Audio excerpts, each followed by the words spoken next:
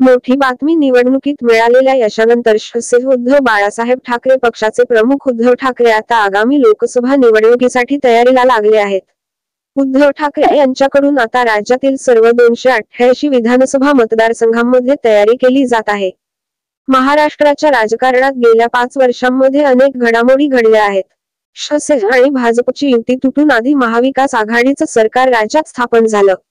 हे सरकार 2.5 वर्षांनी कोसळलं। मुख्यमंत्री एकनाथ शिंदे यांनी शिवसेना पक्षात पुकारलेलं बंड हे महाविकास आघाडीचं सरकार कोसळण्यास कारणीभूत ठरलं। यानंतर वर्षभरात राष्ट्रवादी काँग्रेस पक्षात फूट पडली। उपमुख्यमंत्री अजित पवार यांच्या नेतृत्वातील राष्ट्रवादीचा एक गट सत्तेत सहभागी झाला।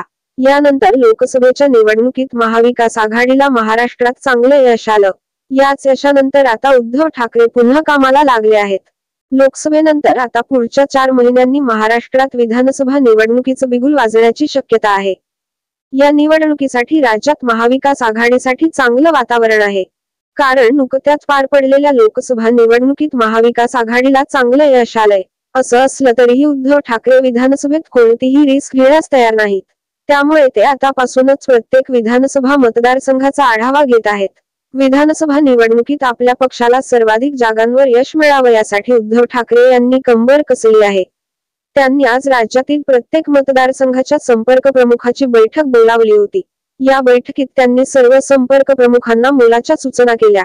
उद्धव ठाकरे यांनी आज राज्यभरातील 288 विधानसभा संपर्क प्रमुखांची बैठक बोलावली होती। यामध्ये प्रामुख्याने विधानसभानिहाय विधानसभा संपर्क प्रमुखांकडून उद्धव ठाकरे यांनी माहिती घेतली। आठवडाभरात या सर्व विधानसभा संपर्क प्रमुखांना आपापल्या विधानसभेतील अहवाल सादर करण्याच्या सूचना उद्धव ठाकरे यांनी दिल्या आहेत।